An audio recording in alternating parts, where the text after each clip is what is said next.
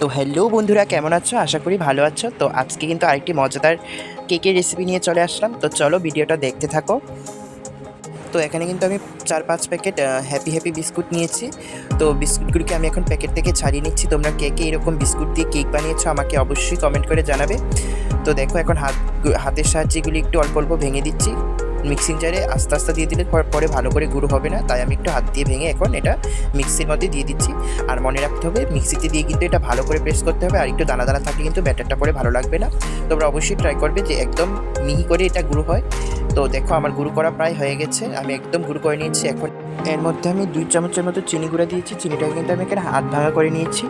তো এখন দুধ দিয়ে কিন্তু আমি অল্প অল্প দুধ দিয়ে এই ব্যাটারটা বানাবো। বেশি পরিমাণে দুধ ঢেলে দিলে কিন্তু পরে ব্যাটারটা পাতলা হয়ে যাবে, ভালো লাগবে না। তো সামান্য পরিমাণ দুধ দিয়ে কিন্তু আমি এটা ব্যাটারটা বানিয়ে নিলাম। তোমরা অবশ্যই দেখবে যে বেশি পরিমাণে দুধ যেতে না হয়, তাহলে কিন্তু কেকের ব্যাটারটা একদম পাতলা হয়ে যাবে, পরে কেকটা ভালো হবে না।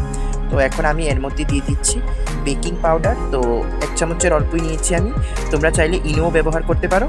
তো আরেকটু দুধ দিয়ে আমি এটা ভালো করে ফেটিয়ে নিলাম। তো দেখো আমার কেকের ব্যাটারটা কিন্তু প্রায় রেডি হয়ে গেছে। তো ব্যাটারটা কিন্তু প্রায় এরকম ঘনত্বের হবে। তো আমার ব্যাটারটা কিন্তু প্রায় হয়ে গেছে। তো এখন একটা বাটিতে আমি তেল মেখে আর একটা কাগজটা বাটির সাইজ অনুযায়ী কেটে তার মধ্যেও আমি তেল লাগিয়ে নিয়েছি। তো এখন ব্যাটারটা কিন্তু আমি এর মধ্যে ঢেলে দেবো। তোমরা কেকে এইরকম ট্রাই করেছো আমাকে অবশ্যই জানাবে।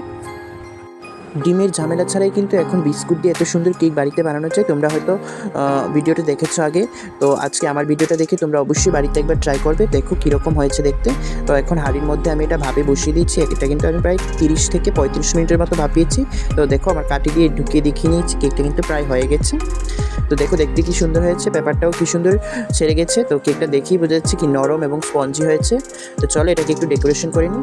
তো এর মধ্যে আমি কিছু জেমস চকলেট দিয়ে দিচ্ছি। তোমরা চাইলে কিন্তু ক্রিম দিয়েও কিন্তু ডেকোরেশন করতে পারো। তো আমি জেমস চকলেট দিয়েই করলাম, দেখতে কিন্তু বেশ সুন্দর লাগছিলো এবং নরম হয়েছিল।